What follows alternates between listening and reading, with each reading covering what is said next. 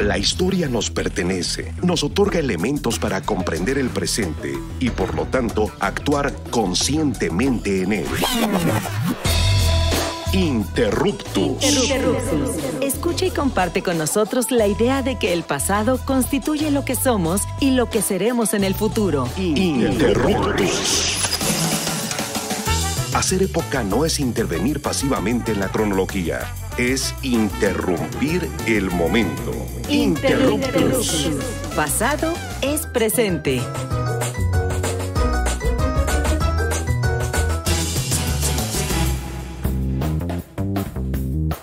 Hola, ¿qué tal? Bienvenidas y bienvenidos. Están escuchando Interruptus, Pasado es Presente, su programa de divulgación y reflexión histórica favorito. Y bueno, pues les habla Misael Chaboya y hoy vamos a tener un programa que nos llevará a reflexionar sobre la intelectualidad y su papel en América Latina en una época muy particular de esta parte del continente. Lo vamos a regionalizar, que es una parte a su vez de la Guerra Fría. Sin embargo, bueno, antes de iniciar nuestra conversación con nuestra invitada del día de hoy, quiero saludar a Augusto Mote, que ya está por acá. ¿Cómo estás? Hola Misael, ¿qué tal? Hola a toda nuestra audiencia y andamos aquí otro día más en un programa de Interruptus, Pasado es Presente. Y bueno, ya estamos aquí en el Instituto Mexicano de la Radio, como siempre haciendo radio pública, nos encanta, y hoy vamos a conversar con pues una invitada que nos va a platicar justamente sobre este tema tan interesante que ya les anunciaba. Ella es Gretel Domenech. Y bueno, les platico un poquito. Ella es doctora en Historia por la Universidad Iberoamericana. Investiga temas sobre historia intelectual, historia transnacional e historia de Cuba y América Latina durante el siglo XX. Además es autora del libro Rehabilitación de la Memoria Histórica, Lunes de Revolución en el Campo Intelectual Cubano, 1959-1961. Además tiene varios artículos que ha publicado en revistas y medios de Cuba, México, Estados Unidos, Colombia, Brasil, entre ellos Apuntes Hispánicos, La Gaceta, Ralta Magazine, Historia Mexicana, Cuban Studies, Secuencia y Cuaderno de Letras. Ha colaborado en el Instituto de Activismo Hannah Arendt y también en Artículo 19 de Capítulo México y Centroamérica y Iniciativa para la Investigación y la Incidencia ACE. Bueno, tienes un largo currículum de participación, Gretel. Bienvenida a los micrófonos del Instituto Mexicano de la Radio y también de Interruptus. Muchas gracias por la invitación. Un gusto estar aquí para poder hablar de la intelectualidad latinoamericana en los 60s, en América Latina, pero bueno, en el siglo XX en general. Y muchas gracias por la invitación y espero que sea un diálogo interesante sobre estos temas que sé que levantan muchas pasiones en general. Entonces, pues ahí veremos cómo vamos tratando de dilucidar qué pasa con la intelectualidad latinoamericana en el siglo XX. Excelente. Se va a poner bueno porque sí, de verdad en estas cabinas, ¿no? Nos gusta mucho el tema de la Guerra Fría, ¿no? Toda esta onda, ¿no? Entre comunismo, capitalismo y siempre problematizar, ¿no? Esto del contexto latinoamericano pues siempre nos viene a bien, ¿no? Y bueno, pues para abrir la conversación, Gretel, pues quería preguntarte un poco, ¿no? Sobre justamente esta propuesta, ¿no? Que bien Misael lo platicaba, ¿no? En tu semblanza, que es la idea, ¿no? De historia transnacional a partir de redes sociopolíticas e ideológicas de intelectuales en América Latina, ¿no? ¿Qué nos podrías decir sobre todo para un público no especializado, ¿no? ¿Cómo lo podremos entender todo esto? Bueno, pues yo creo que para comenzar un poco como a relacionarse con el tema de la intelectualidad en América Latina en el siglo XX, creo que se pudiera partir como de estos últimos enfoques historiográficos, o sea, de la escritura de la historia, que toman en cuenta que la intelectualidad latinoamericana, sobre todo en la segunda mitad del siglo XX, estuvo marcada por el apogeo de los movimientos revolucionarios, de los movimientos guerrilleros, también del surgimiento de nuevos tipos de activismos en América Latina. Y es un momento bastante convulso en el que no solo la intelectualidad, toda una serie de actores sociales van a empezar a repensar su rol. Y es un momento también no solo por todo lo que está pasando en América Latina, la Revolución Cubana, anteriormente la Revolución de Guatemala, también los distintos movimientos guerrilleros que emergen, la emergencia de nuevas izquierdas en América Latina también, los cambios en las relaciones con los Estados Unidos marcados por esta propia Guerra Fría. Es una época en la que, además de todo esto, por todo lo que tiene que ver con los cambios en la comunicación, en las formas de conectar los distintos actores, pues van a empezar a emerger proyectos que son transnacionales, justo como me preguntabas, ¿por qué lo transnacional? pues son proyectos que ya un poco por esta idea, también marcados por esta idea de la revolución en América Latina, van a empezar a decir, bueno, podemos conectarnos no solo a nivel nacional, sino también a nivel transnacional.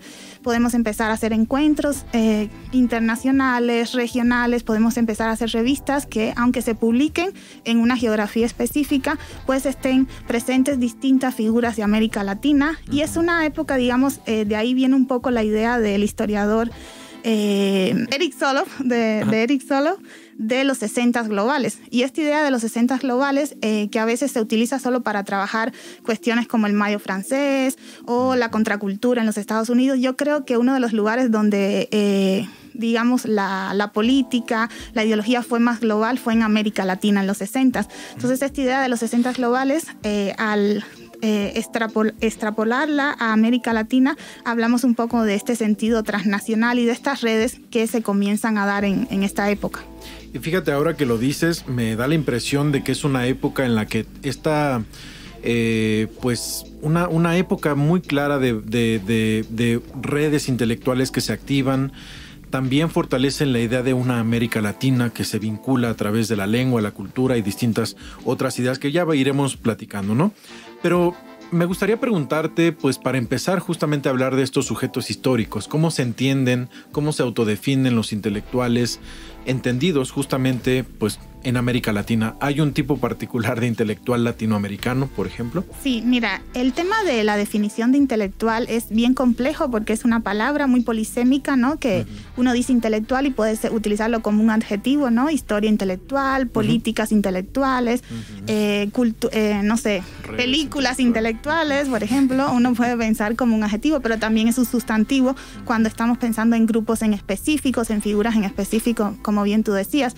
Y yo creo que en América Latina, a pesar de que el término surge o digamos que toma cuerpo como esta idea de una figura política que le habla al poder, que les reclama al poder, aunque viene específicamente de Francia con el caso Dreyfus a finales del siglo XIX, yo soy de la opinión de que en América Latina es donde este concepto cala con más fuerza en el siglo XX, por una larga tradición que tiene que ver con no solo con la independencia en el siglo XIX, sino también con los movimientos nacionalistas en el siglo XX, antiimperialistas, incluso tanto de izquierda como de derecha. Son movimientos que están apostando justo por crear América Latina.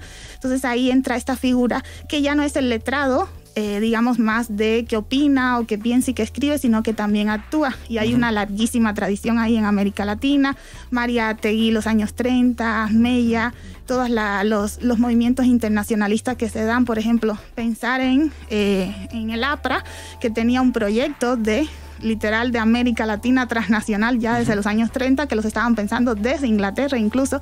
Entonces es muy interesante, yo creo, cómo esta figura del intelectual, muy masculina también para decirlo, se va moldeando en el siglo XX. Y en los años 60, pues todo lo que está pasando creo que revitaliza esta cuestión de los años 30 de cuál es el rol del intelectual o cuál es el rol de la intelectualidad.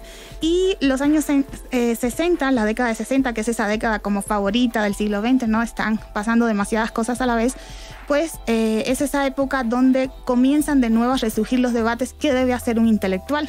Entonces, ¿cómo se definían? De muchísimas maneras. En mi caso, yo investigo específicamente una red intelectual que se articuló alrededor de la Revolución Cubana a través de revistas como Casa de las Américas, Marcha en Uruguay o incluso El Corno Emplumado aquí en México.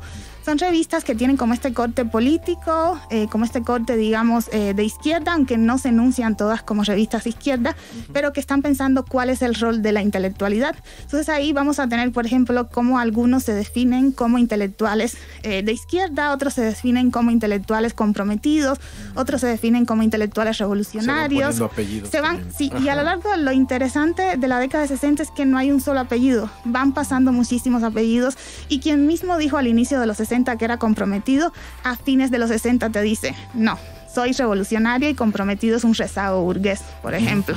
A mí me llama mucho la atención, ¿no? Justamente cómo en este corto siglo XX, pues surge la figura, ¿no? Del intelectual, y sobre todo lo menciona, ¿no? A partir de una época muy específica, ¿no? Los años 30, me imagino, ¿no? Sobre todo la cual habrá sido, por ejemplo, la influencia de Gramsci, ¿no? A partir de su concepto de intelectual orgánico. Y sobre estas discusiones, a mí me surge la duda, ¿no? ¿Qué discutían o cuáles eran los temas más recurrentes, ¿no? Para estos sujetos que estudias? Pues Los temas tenían, para mí el tema más recurrente en los 60, que repito es justo en la década que estoy trabajando, porque bueno, nosotros como historiadores siempre tenemos que estar definiendo espacio, tiempo, ¿no? Porque es muy diferente en cada momento y en cada circunstancia. Pero en los años 60, sobre todo, los intelectuales sobre lo que más debatían, en primer lugar, creo yo, es sobre su propio rol. De eso mismo que estábamos hablando, las mismas preguntas que ustedes se hacían eran las que ellos se hacían también. Y digo ellos, bueno, de nuevo con toda intención. ¿Cómo soy un intelectual? ¿Cómo soy un intelectual revolucionario? Pero también comenzaron a emerger otras preguntas, porque a la misma vez que había este imperativo político, este imperativo revolucionario, muchos empezaron a preguntar, bueno, ¿cómo entra en este rol revolucionario mi libertad creadora? ¿Puedo escribir de cualquier cosa o solo tengo que escribir de la revolución? ¿Puedo opinar en contra de la revolución, no solo la cubana, cualquier proyecto en América Latina, a pesar de considerarme revolucionario? Por ejemplo, ahí tenemos figuras muy críticas como Roque Dalton, Ernesto Cardenal, ¿no? Que eran de la izquierda, pero tenían una postura crítica. Y que se dan rupturas dentro de los exacto, que rompen en distintos momentos con los propios procesos que militaron. Y también muchos debates venían siendo como cuál es el papel del intelectual en los movimientos de liberación nacional. Esa fue una pregunta clave en los 60. Después, ¿cuál es el papel del intelectual en el tercer mundo? Porque también comienzan a emerger otros conceptos geográficos, geopolíticos y demás. Y a partir de ahí también van surgiendo nuevas preguntas. Después, ¿cómo el intelectual puede ayudar a construir la sociedad socialista, por ejemplo, en el caso de países que ya habían tenido un proceso revolucionario? Y un poco, pues, por ahí giraron los debates. Bueno, pues vámonos al corte, ¿no? De este primer bloque. Recuerden, amigas y amigos, que estamos conversando con la doctora Gretel Domenech sobre los intelectuales latinoamericanos y la revolución. Recuerden seguirnos en nuestras redes sociales, Facebook e Instagram y X, antes Twitter. Me gustaba más el nombre de Twitter, no sé por qué, Elon Musk. Y también pueden escuchar nuestros programas en www.imer.mx/programas y en YouTube. Volvemos en unos minutitos, no se vayan.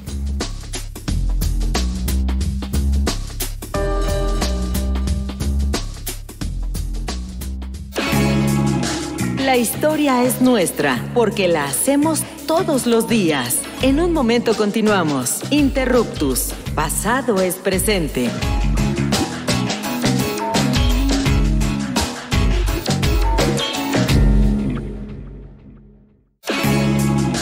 No somos los mejores del mundo, pero sí los mejores del rumbo. Continuamos en Interruptus, conocimiento histórico para que no te tuerza la policía intelectual.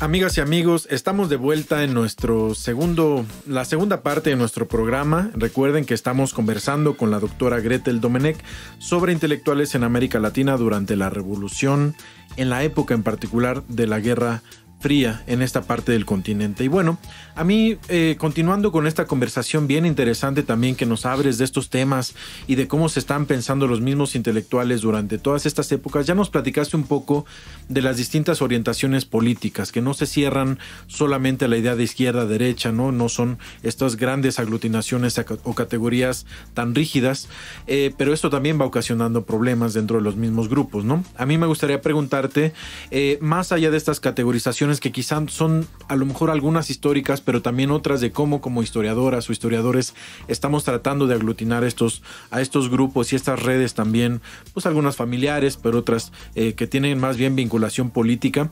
Me gustaría preguntarte cuáles son las orientaciones ideológicas, ¿no?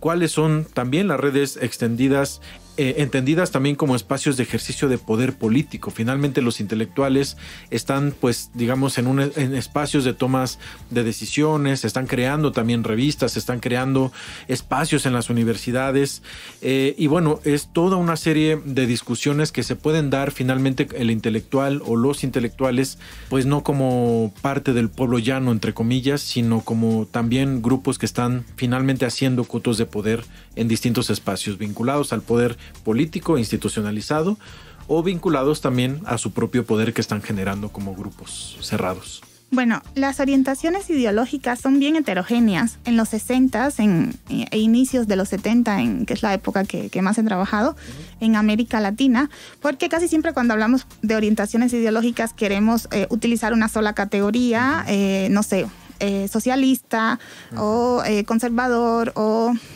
socialdemócrata, anticomunismo, etcétera.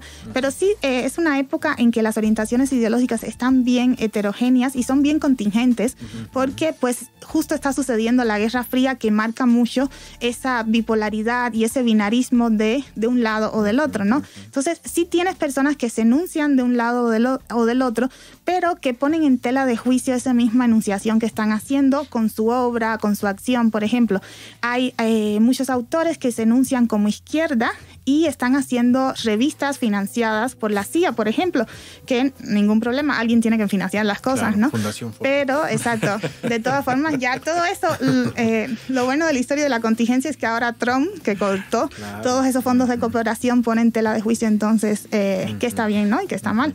Pero bueno, volviendo al pasado, tenemos autores, por ejemplo, que están creando revistas como Mundo Nuevo, que es leída desde Cuba, por ejemplo, como una revista de derecha, pero que es leída por ellos como una revista de izquierda o de nueva izquierda. Entonces, es difícil decir las orientaciones ideológicas, porque está la que se enuncian ellos mismos y la que le enuncian otros también, y después la que tenemos del presente. Por ejemplo, en el caso de nueva izquierda es muy interesante, porque con este boom de las ideas de la nueva izquierda, en los 80, en los 90, tenemos el impulso de nombrar como nueva izquierda a toda figura política de los 60, intelectual, y resulta que a quienes nombramos como nueva izquierda estaban diciendo la nueva izquierda es una creación de Estados Unidos, es una creación justo de la Ford, es una creación de la CIA para desvirtuar los verdaderos valores de la izquierda. La nueva izquierda son los ingleses allá en Inglaterra pensando el mundo, pero no somos nosotros. Entonces tienes como todas esas heterogeneidades, y tienes también grupos como por ejemplo aquí en México, que hubo un foco muy importante con la revista El Cóndor Emplumado, con Sergio Mondragón, Margaret Randall,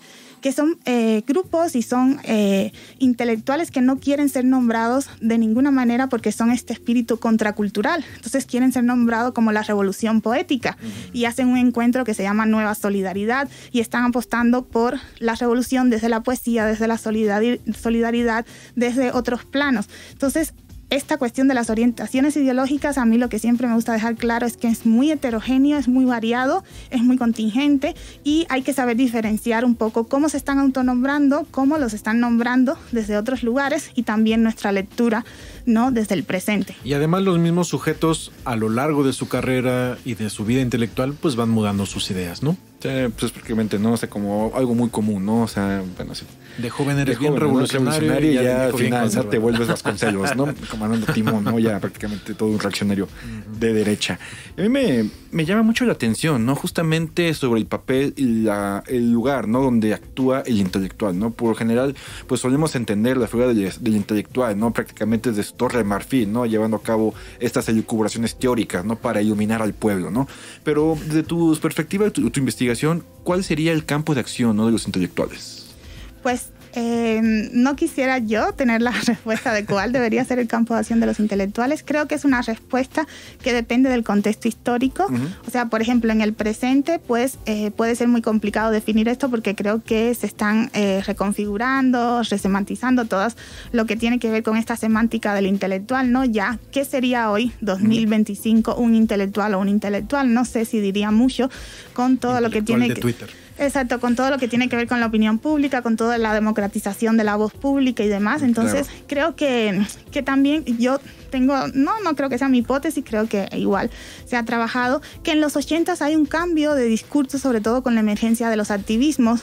Ya no se habla de la liberación nacional, ya no se habla de que ya son conceptos, por supuesto, un poco anacrónicos para el 2025 o para el presente, para la década de los 90, después de la caída del socialismo. Entonces, creo que los activismos roban ese rol, los distintos activismos feministas, antirracistas, de como cualquier tipo, exacto, activismos indigenistas también. Ya es como no necesitamos un rol del intelectual, necesitamos procesos decoloniales, necesitamos políticas específicas en contra del racismo, políticas de la mujer, de todo tipo de comunidades y demás. Entonces, creo que ese cambio de época es muy importante, tal vez no está historizado todavía a plenitud, pero sí cambia ahí un poco cuál sería el rol del intelectual o de la intelectualidad intelectualidad. Pues es que tiene sentido, ¿no? O sea, prácticamente, ¿no? Esta idea, ¿no? De que se acaba, ¿no? La lucha política entre la izquierda y la derecha, ¿no? Y el triunfo, digamos, del neoliberalismo, pues de cierta manera, ¿no? Pienso que va desgastando, ¿no? El rol del intelectual a finales del siglo XX, ¿no? Y justamente en este nuevo contexto, ¿no? Pues donde no hay una esperanza, ¿no? Para una izquierda, pues de cierta manera, pues como que sí mueve el piso, ¿no? Para todos estos roles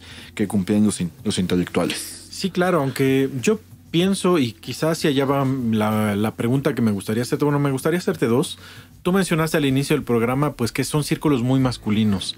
Me gustaría que nos explicaras primero, pues qué pasa con las mujeres. Hay mujeres pensando, escribiendo, publicando, algunas pues no con sus nombres, pero de pronto vemos a mujeres que se van construyendo a lo largo de sus carreras como mujeres intelectuales que tienen un peso político dentro de las ideas. Y esto último que comentamos a lo mejor servía como el cierre del programa, pues qué pasa con la intelectualidad hoy en día, cómo tú la entenderías y cómo entenderías también el papel social de las personas, pienso yo, como quizá los que estudiamos historia, que llegamos a un posgrado, que tenemos cierta participación distinta al grueso de la población en algunos casos o en espacios distintos.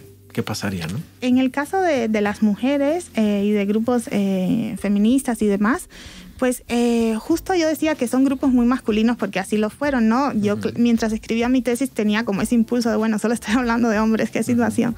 Pero es que eran hombres, ¿no?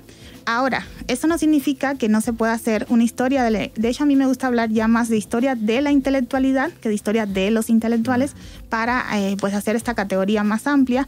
Y en el caso de las mujeres, pues, y un poco lo que decía ahorita Augusto, ¿no? De la cuestión de la izquierda, no solo es la cuestión, ¿no? De la esperanza de la izquierda, sino también que se abren espacios a partir de los errores de la izquierda y a partir del fracaso real de ciertos proyectos de izquierda, ¿no? Entonces, pues al final es la modernidad, derecha e izquierda son las dos caras de la modernidad y ya, por suerte, en los 80, en los 90 comienzan esos discursos feministas, decoloniales, antirracistas que te dicen no necesitamos otra opción de la modernidad, necesitamos cambiar de sistema político, general, epistémico y demás. Entonces, ahí el rol de las mujeres es muy significativo y por supuesto en la historia se omite, y en estas redes, por ejemplo, cada vez que mis intelectuales hacían como algún tipo de encuentro, de reunión, no había mujeres. Yo puedo pensar en todos los encuentros intelectuales de los 60 y en ninguno hay mujeres, a no ser que fueran convocados por una mujer.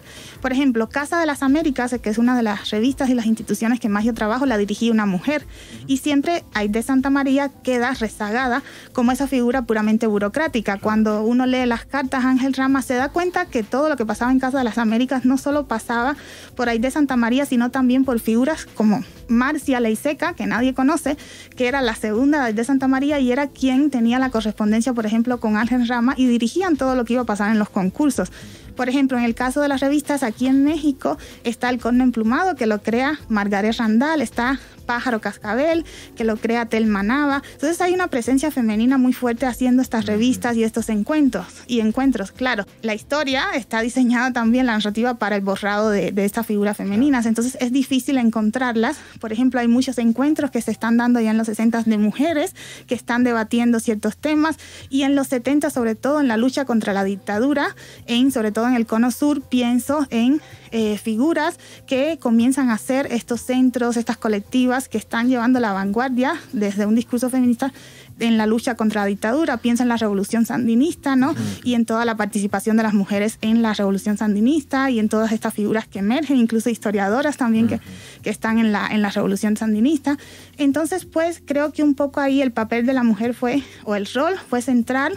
Tenían otras preguntas, por supuesto. Su pregunta no era como la de Carlos Pellicero, Asturias o Retamar, de cuál es mi rol en los movimientos de liberación nacional, porque sus preguntas iban por otros niveles, ¿no?, de liberación. Pero pues creo que sí hay un tema pendiente en los estudios de Guerra Fría, en los estudios de los 60 con las mujeres. Ok, Gretel, bueno, pues llegamos al final. La verdad es que fue un programa muy, muy, muy interesante. Quedan muchas cosas todavía por comentar, así que te agradecemos por estar aquí. Le agradecemos a la doctora Gretel Domenech. Muchas gracias por estar en los micrófonos de Interruptus y de Limer. Gracias a ustedes por la invitación. Y bueno, gracias Augusto por un programa más. Sí, estuvo buenísimo, interesantísimo ese programa. Y claro, como siempre, estamos muy agradecidos con el Instituto Mexicano de la Radio, este espacio que es público en particular, con Julio Aguilar, quien está hoy en los controles técnicos, con nuestro productor Hernán Nájera, el culpable de que usted nos escuche en el 1350 de AM. Les invitamos a que nos manden sus preguntas en las redes sociales de Interruptus, de Radio Ciudadana, y que escuchen todos nuestros programas en imer.mx/programas. Que estén muy bien, hasta pronto.